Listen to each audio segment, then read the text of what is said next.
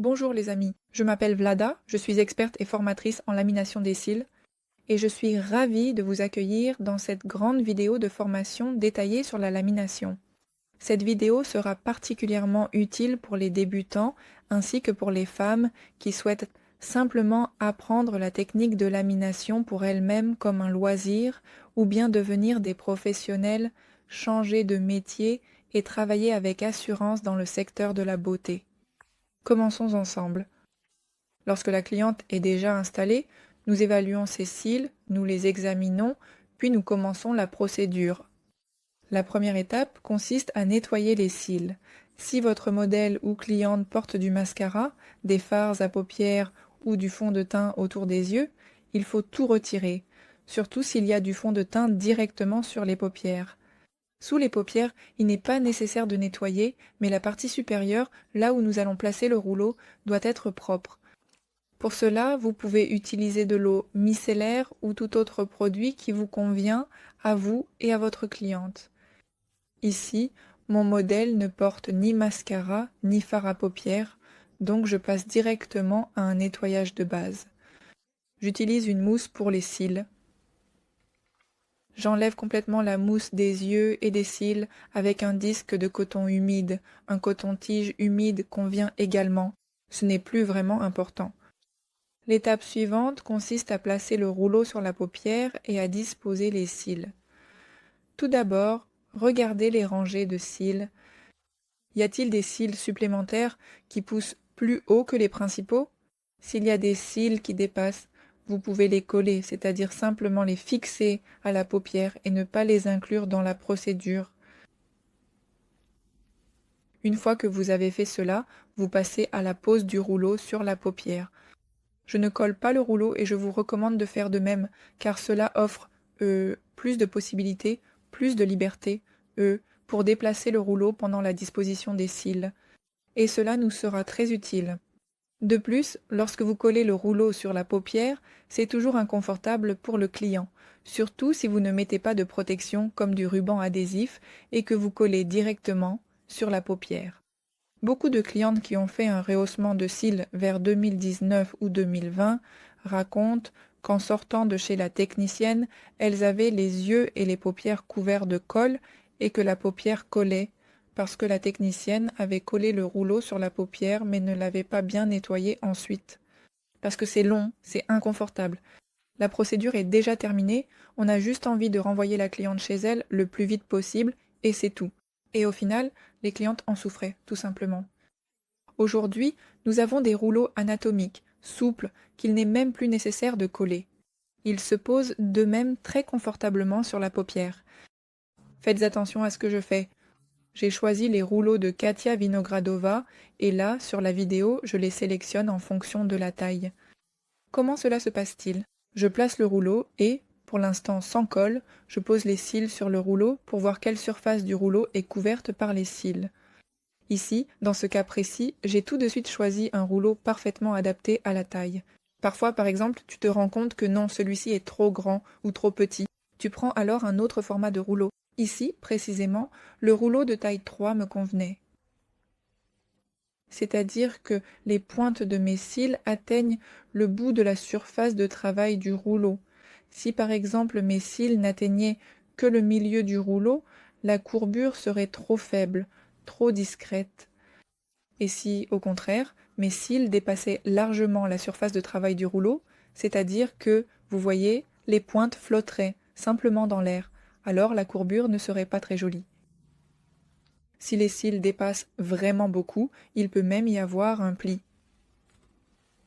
Je passe à la pose des cils et je colle les cils sur le rouleau à l'aide d'une colle spéciale à base d'eau. À base d'eau, cela signifie que la colle s'enlève facilement, simplement avec de l'eau ordinaire. Actuellement, dans la lamination des cils, nous avons deux types de colle fondamentalement différents. La colle liquide que vous voyez maintenant dans la vidéo. En général, il se présente dans un petit pot d'où tu dévisses un peu comme ça, tu sors le pinceau. Si vous voyez ce type d'emballage, cela signifie que c'est de la colle liquide. Et d'ailleurs, c'est généralement indiqué dessus. Et le deuxième type, c'est la colle en gel. La différence avec la colle liquide, c'est que la colle en gel ne durcit pas. Elle ressemble à un gel, n'est-ce pas? C'est d'ailleurs de là que vient son nom, comme un gel. Il est un peu gélatineux, il peut être de différentes couleurs. Et très souvent, il est plus pratique pour les débutants de faire la pose justement avec la colle en gel, mais chacun de ces types de colle a ses avantages et ses inconvénients. C'est d'ailleurs tout un sujet à part entière, immense. Ce que je recommande, si vous débutez, prenez exactement la même colle que celle de votre formateur au début. Si vous suivez une formation en ligne, par exemple ma formation L'art du laminage, une formation complète et détaillée, avec plus de 20 leçons et plus de 6 heures consacrées à l'étude de la procédure de laminage des cils, depuis les bases jusqu'à l'acquisition de clients et la création d'un portfolio. Alors, prenez la colle qui est utilisée dans les leçons. Si, par exemple, vous suivez une formation en présentiel, prenez également exactement la même colle que celle utilisée par votre formateur. Et pour les pads, en réalité, je peux dire la même chose. Prenez les mêmes pads que votre formateur, ceux sur lesquels vous avez probablement déjà travaillé, par exemple lors d'un exercice pratique autonome. Ainsi, au début, ce sera plus simple pour vous. Par la suite, vous commencerez à expérimenter, à acheter de nouvelles marques, de nouveaux types de colle, et vous prendrez alors votre propre décision une fois que vous aurez acquis de l'expérience sur la colle que vous utiliserez finalement. Voyons maintenant quelle est la particularité de la pose précisément avec une colle liquide. La colle liquide, lorsque vous l'appliquez, est très fluide. Certaines colles sont même aussi liquides que de l'eau. Ensuite, après le contact avec l'air, il s'épaissit un peu, mais reste tout de même assez liquide, ce qui le rend très agréable à utiliser pour la pose. Mais ensuite, avec le temps, il commence à durcir. Et par exemple, au bout d'une minute, à l'endroit où vous avez appliqué de la colle fraîche, il devient déjà impossible de faire la pose, car il a durci. Il devient presque aussi dur que de la pierre, n'est-ce pas? Et vous ne pouvez déjà plus ajuster les cils. C'est pourquoi regardez comment je fais la pose. J'ai d'abord fait la pose au centre des cils, je les ai placés sur le rouleau, puis je suis passé au coin interne, et seulement après cela, je passe au coin externe, c'est-à-dire de manière séquentielle. Si j'avais appliqué la colle sur tous les cils en même temps, sur tout le rouleau, elle aurait simplement séché et je n'aurais pas eu le temps de faire une pose uniforme, et il aurait fallu que je la ramollisse avec de l'eau, car notre colle est à base d'eau, et l'eau la dissout. Ou il aurait fallu que je rajoute encore de la colle, que je superpose des couches, ce qui n'est pas non plus idéal, car lorsqu'il y a trop de colle lors de la pose, la lamination n'est pas de très bonne qualité. C'est pourquoi il faut vraiment essayer de minimiser la quantité de colle. Mais le grand avantage de la colle liquide, c'est qu'elle ne ralentit pas l'action des produits. La colle gèle, même si elle ne durcit pas et que l'on peut ajuster la pose autant qu'on le souhaite, elle ne va pas sécher. La pose est toujours rapide, propre, esthétique. Mais malgré tout, la colle gel ralentit le temps d'action des produits. Et parfois, lorsque les techniciennes ne le savent pas, le produit ne fonctionne tout simplement pas. Et il semble que, j'ai pourtant choisi le bon temps de pose, mais la colle gel, au contraire, a ralenti l'action du produit, et c'est pour cela que vous obtenez simplement une petite courbure faible. C'est pourquoi, comme je l'ai déjà dit, choisissez la colle qui vous convient le mieux. Pendant ce temps, je commence la pose sur le deuxième œil et regardons attentivement comment je procède à la pose. J'applique la colle. Ensuite, dans la zone où j'ai appliqué la colle, je place les cils sur le rouleau. On peut le faire avec différents outils. En fait, il existe de nombreux outils différents pour la pose. Ici aussi, chaque technicien choisit ce qui lui convient le mieux. Mais spécifiquement ici dans la vidéo, je prends une micro-brosse et j'étire un peu les cils sur le rouleau et je colle les cils sur le rouleau. Ensuite, je prends un applicateur. Il ressemble à un petit peigne pour les cils. Nous peignons les cils avec l'applicateur. Il est important pour nous que la pose soit régulière, que chaque cil soit parallèle aux autres. Et surtout, il ne doit y avoir aucun croisement. Il ne faut pas que les cils soient regroupés en touffes à certains endroits et clairsemés à d'autres. Il ne faut pas non plus qu'un cil parte de côté. Veillez également à ce que le rouleau ne se décolle nulle part. Regardez par exemple la géométrie spécifique des rouleaux de Katia Vinogradova, ceux sur lesquels je travaille, est anatomique et les coins du rouleau ne se décollent pas. Mais il existe par exemple des rouleaux en silicone plus rigides, comme les rouleaux Dolly ou tout autre rouleau en silicone rigide. Et il peut arriver que sur ces rouleaux, le rouleau se soulève vers le haut au niveau du coin interne ou externe. Et donc, lorsque vous passez à la pose dans cette zone, remettez le rouleau à l'endroit où il doit être afin d'obtenir une pose parfaite. Concernant également les coins externes et internes, lorsque vous avez terminé la pose, vérifiez-vous à nouveau et regardez bien ces zones. Parce que très souvent, chez les débutants, ce sont justement les coins internes et externes qui posent problème lors de la pose, car vous ne remarquez pas certaines cils. Et il arrive par exemple que quelques cils dans le coin interne restent droits, exactement comme ils étaient. Et cela peut vraiment se voir sur le résultat final, donc vérifiez-vous. Avez-vous simplement oublié un cil quelque part ? Un autre critère important lors de la pose des cils, c'est la tension. Comment savoir si votre tension est trop faible ou trop forte? Regardez la paupière, c'est-à-dire regardez les cils, le coussinet, la pose, et en dessous, nous avons la muqueuse. Et il arrive que, lors de la pose, à cause d'une tension trop forte, la paupière se retourne beaucoup. C'est un indicateur de la force avec laquelle vous tirez.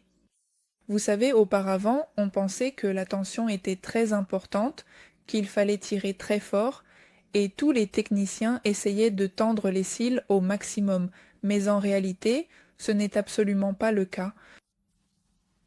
Comme vous le savez, dans n'importe quel domaine, les extrêmes sont toujours mauvais. Nous avons besoin d'un juste milieu.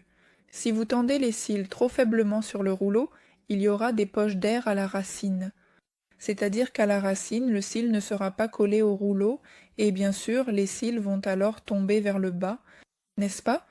C'est-à-dire que la courbure ne partira pas directement vers le haut, mais d'abord vers le bas depuis la racine, puis seulement vers le haut. C'est ce qu'on appelle un affaissement. Ensuite, passons à la situation suivante.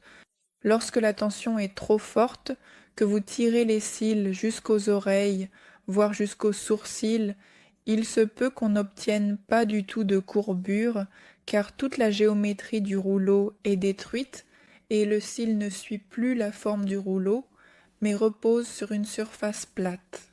Regardez la géométrie des rouleaux de Katia Vinogradova. Le point de courbure se situe dans le tiers inférieur. Et que se passe-t-il si la peau recouvre le rouleau et masque le point de courbure? Eh bien, cela arrive. Ne soyez pas surpris. Dans ce cas, le cil reposera simplement sur une surface plate et il n'y aura absolument aucune courbure.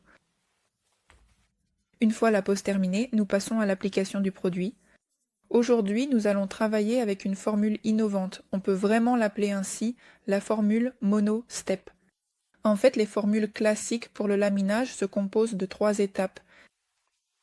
La première étape détruit les liaisons disulfure. La deuxième restaure les liaisons disulfure. Et la troisième referme la cuticule.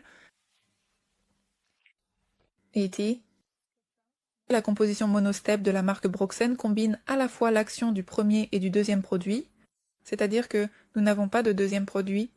Nous appliquons immédiatement la composition monostep, puis nous passons à la teinture. Et après cela, nous appliquons déjà le soin final ou le troisième produit sur les cils. Autrement dit, cette composition accélère considérablement la procédure de lamination. Et moi déjà, j'ai adopté cette composition pour un usage régulier avec mes clientes. Pourquoi est-ce que je dis ça? Parce que cette composition est nouvelle, elle est apparue tout récemment et toutes les nouveautés, je les teste d'abord sur des modèles. C'est-à-dire que ce sont des filles qui viennent chez moi soit gratuitement, soit juste pour le prix des consommables, et je peux créer, essayer différents outils, tester différents matériaux, mais avec les clientes, tout doit déjà être stable. Les clientes viennent pour une procédure rapide, pour une prestation de qualité, et après avoir testé la composition monostep d'abord sur des modèles, je me suis assurée qu'elle était efficace, qu'elle était de qualité, et j'ai commencé à travailler avec les clientes en l'utilisant. Vous pouvez adopter le même algorithme de travail avec chaque nouvel outil afin de ne pas prendre de risques lors de votre travail avec les clientes. Ne pas risquer avant tout votre réputation en tant que professionnel. Lorsqu'on travaille avec n'importe quelle composition, la zone d'application du produit est très importante, c'est-à-dire comment vous appliquez la composition. Et pour chaque marque de rouleau, pour chaque forme de rouleau, et nous en avons avec un point de courbure dans le tiers inférieur et des rouleaux arrondis.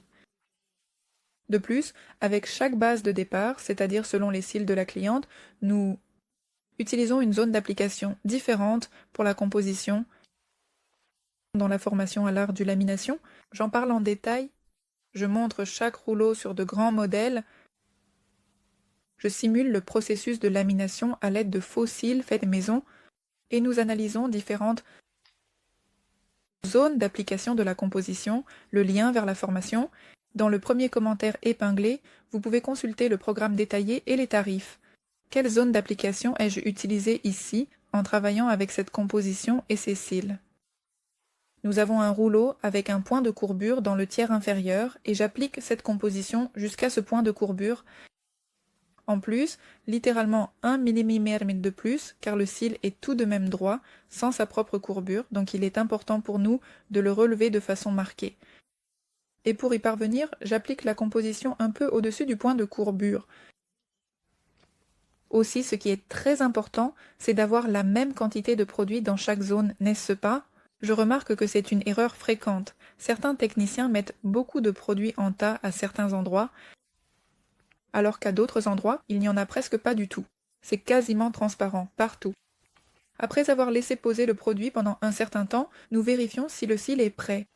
Chaque marque de produit agit différemment, c'est-à-dire que chaque produit a un temps de pose différent. Tout d'abord, vous pouvez vous référer aux instructions uniquement pour déterminer à quel groupe de produits appartient précisément votre marque. Ce sont des trains lents, ce sont des trains à vitesse moyenne, ce sont des trains rapides. Le produit monostep est rapide. Même sur les cils les plus durs et les plus épais, le fabricant recommande de le laisser poser jusqu'à 13 minutes. C'est très peu, donc notre produit est rapide. En revanche, si vous travaillez avec une colle en gel, le fabricant recommande d'augmenter le temps de pose du produit de 2 à 3 minutes. Mais nous ne nous fions jamais aux instructions, car de nombreux facteurs influencent le temps de pose du produit. De nombreux autres facteurs, en plus de la marque du produit elle-même, par exemple les cils du client, s'il s'agit de cils poreux, avec une forte porosité ou une faible porosité. Ils peuvent être durs, brillants, fins, courts ou souples. De quel cils s'agit-il? Et en plus, vous savez, il y a, en quelque sorte, différents degrés ici. On ne peut pas dire que, sur tous les cils durs, il faut laisser poser aussi longtemps. Il y a des cils un peu plus durs et il y a des cils durs, mais pas complètement. Autrement dit, il s'agit simplement de différents degrés. Et de plus, la température de la pièce influence aussi le temps de pose du produit. Une température élevée accélère la réaction chimique. Une température basse, au contraire, elle ralentit la réaction chimique, et l'humidité peut également influencer le temps d'action du produit. ET, et aussi depuis combien de temps le produit a été ouvert. Parce qu'au contact de l'air, le produit perd un peu de ses propriétés, et parfois, il peut même s'évaporer complètement. On peut dire, autrement dit, qu'il peut cesser d'agir. C'est pourquoi il est important pour nous d'apprendre à déterminer si le cil est prêt. C'est-à-dire que, lorsque vous pensez que votre cil est déjà prêt, vous le décollez du rouleau et commencez à le plier. Si le cil rebondit, refuse de se plier, cela signifie qu'il n'est pas encore prêt. Si le cil est devenu souple, doux, cela signifie qu'il est prêt et que vous pouvez retirer le produit du rouleau. Comment faire cela? Vous pouvez le voir dans la vidéo. Je le fais avec un coton-tige. D'abord, j'utilise un coton-tige sec, puis j'en prends un humide. afin d'enlever complètement tout le produit. Veillez absolument à ce que vos cils restent sur le rouleau pendant toute la procédure, c'est-à-dire pour qu'ils ne se décollent pas, surtout si vous utilisez également un coton-tige humide. Et l'humidité, l'eau, rappelons-le, ramollit la colle. Les cils peuvent commencer à se décoller si jamais Donc si vous avez commis une erreur quelque part et que vos cils commencent à se décoller, alors un coton-tige humide, bien sûr, ne fera qu'aggraver la situation, ils se décolleront encore plus. C'est pourquoi il faut absolument surveiller ce point. C'est important pour obtenir une courbure uniforme et jolie, parce qu'un cil qui s'est décollé du rouleau va probablement pendre, et il y aura sans doute une courbure plus faible à cet endroit qu'avec les autres cils. C'est pourquoi, idéalement, il ne faudrait pas que cela se produise du tout. Faites attention à ce que je fais. Après l'application du produit, à l'endroit où le produit a été appliqué, le cil s'étire. C'est tout à fait normal. Et déjà au moment où je retire le produit du rouleau, il peut arriver que les cils se superposent à l'endroit où les pointes sont collées. Et les pointes, comme elles étaient collées, elles le restent, rien n'a changé à ce niveau-là. Et la zone dans le tiers inférieur où se trouvait l'équipe s'est étendue. Le cil est devenu comme s'il était plus long, c'est même pour cela qu'il y a eu un chevauchement. Je dois corriger la pose pour obtenir une belle courbure. Si vous travaillez avec des compositions régulières, vous devez avoir une mise en page parfaite avant d'appliquer la deuxième composition, car la deuxième composition restaure les liaisons disulfure. C'est précisément le deuxième produit qui forme la courbure et l'aspect des cils lors de l'application du deuxième produit. Cela influencera la courbure finale sur l'uniformité de la courbure finale. Si vous utilisez également la formule monostep, il est aussi important que, lors de la coloration, les cils restent entièrement sur le rouleau. Car même si la formule est mono, la teinture contribue aussi à la stabilité de la boucle. Comment teindre les cils? Nous mélangeons la teinture et l'oxydant dans un rapport 1 pour 1. Ici, lisez les instructions, il se peut qu'il existe une marque particulière où la proportion est légèrement différente, mais en général, c'est le cas pour presque toutes les marques. La proportion d'oxydant par rapport à la teinture est de 1 pour 1. De plus, lorsque nous faisons un rehaussement, nous devons utiliser un oxydant à 1,8. Il existe différents oxydes. Il y a l'oxydant 1,8, il y a du 3%, du 6% et du 9%. Par exemple, lorsqu'on colore les cheveux, le coiffeur peut même utiliser un oxydant. 6%, 9%. Et c'est tout à fait normal. Quand il s'agit de colorer les sourcils, en général, on utilise un oxydant à 3%. Mais lors du rehaussement, comme la cuticule est déjà ouverte, nous n'avons pas besoin d'une exposition supplémentaire. C'est pourquoi on peut complètement oublier les oxydants à 6% et 9%.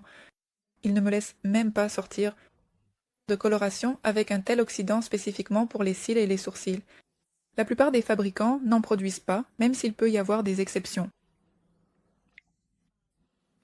Et même pour les cils, un pourcentage de 3 sera trop élevé, rien de grave ne se produira en soi si vous l'utilisez, mais c'est une exposition supplémentaire inutile. Donc, en dernier recours, si par exemple la teinture est terminée et qu'il n'y a que cet oxydant-là en magasin, par exemple. D'accord, une fois, on peut l'utiliser. Mais idéalement, essayez d'utiliser un faible pourcentage. Personnellement, j'utilise la marque de coloration Levisim. Il est également important d'utiliser l'oxydant et la coloration de la même marque. Car si vous en utilisez de différentes, la réaction peut simplement être instable. On ne sait pas exactement quelle sera la réaction. Nous appliquons la coloration sur tous les cils en partant de la racine. Veillez absolument à colorer les pointes, car parfois on peut les oublier. Et si par exemple vos cils sont naturellement clairs, on perdra tout simplement de la longueur visuellement. Si on ne colore pas les pointes, les cils paraîtront plus courts qu'ils ne le sont réellement. En réalité, quand je rince la teinture, une fois que les cils sont colorés, je la laisse poser environ 5 minutes, pas besoin de plus, puis je prends un coton-tige sec et je commence à retirer la teinture avec le rouleau. Maintenant, nous passons à l'étape du nettoyage. Et en général, nous devons nous efforcer de faire en sorte que le client nous quitte avec une expérience idéale. Des cils et des yeux propres. Bien sûr, des cils propres, des yeux propres, c'est joli et le client n'appréciera certainement pas de voir de la teinture entre les cils, de la teinture sur les yeux, de la teinture avec de la colle. Mais surtout, c'est une question de sécurité. La teinture est un allergène très puissant et peut facilement provoquer une réaction allergique. Et imaginez, nous recommandons toujours à nos clientes de ne pas mouiller leurs cils ni leurs yeux pendant un certain temps. Et si la teinture reste sur la peau pendant de nombreuses heures, ça ne semble pas très bien. Ce n'est pas sûr. C'est pourquoi nous retirons complètement à la fois la colle et la teinture des cils et de la peau. Comment faire exactement? D'abord avec un coton-tige sec, puis une fois que j'ai déjà retiré la majeure partie de la teinture, je passe à l'étape suivante. Et je prends un coton-tige humide ou un disque de coton humide. Et je commence à bien retirer la colle, décoller les cils du rouleau. Voilà, ensuite, il n'y a plus d'autres étapes. Nous faisons simplement décoller et nettoyer les cils. Et à la fin, sur des cils propres, nous allons appliquer l'étape finale. Troisième composition. J'ai également utilisé la mousse que j'avais utilisée au tout début pour nettoyer les cils. Avec la mousse, le processus de nettoyage est plus rapide. Ensuite, il faudra également retirer la mousse, avec un coton-tige humide.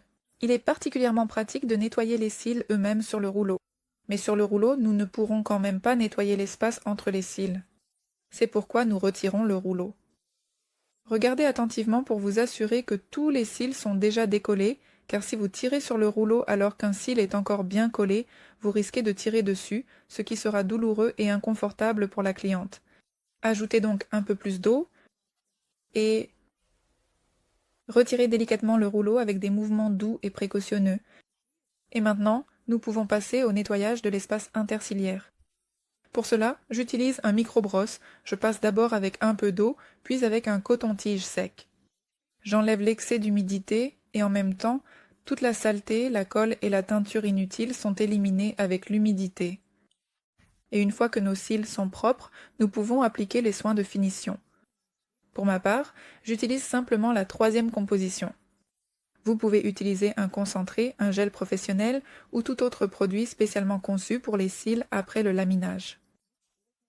Même les yeux fermés, nous pouvons déjà voir quelle belle courbure nous avons obtenue et à quel point les cils se sont transformés. Ensuite, nous continuons. Nous demandons au client d'ouvrir les yeux et nous admirons le résultat. Écrivez dans les commentaires « Que pensez-vous de la transformation? Avez-vous aimé cette courbure ?» Et bien sûr, si vous avez encore des questions sur le laminage des cils, n'hésitez pas à les poser en commentaire ou à venir apprendre l'art du laminage. Merci d'avoir regardé et à bientôt.